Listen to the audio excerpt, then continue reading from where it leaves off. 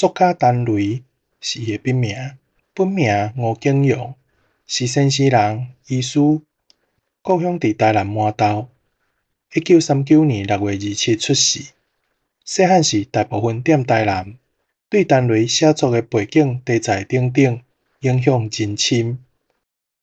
台大医学院医科毕业了后，去东印做兵。1965年去美国做实习医生。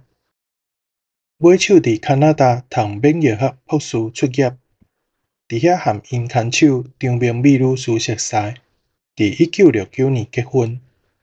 1973年起，伫加拿大开业，正做家庭医师。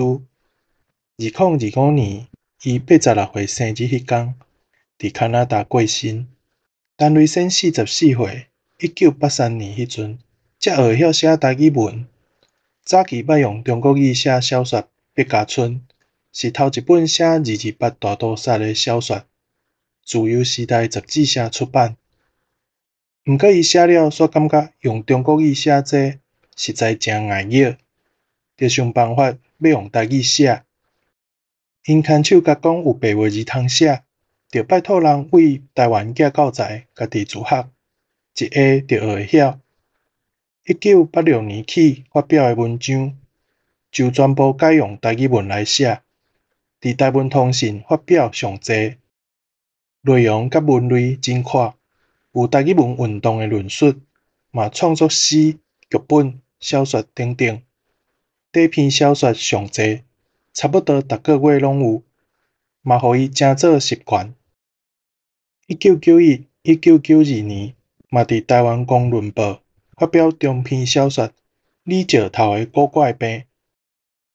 1999年，佮组织多伦多编辑小组，负责台湾通信的事工12档。主编伊无徛名，却是幕后的灵魂人物。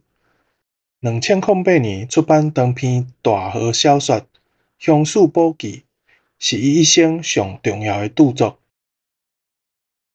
陈雷先作品内底，将咱人自然得真口语化的语句，扭到文学得的水准，互写实的手路，甲想法、感情转换做若电影戏出的画面。内容嘛不是徛伫咱台湾人的角度，伫看待实名、语言、身份等等问题，读了会敢若互雷公讲着，雄雄精神。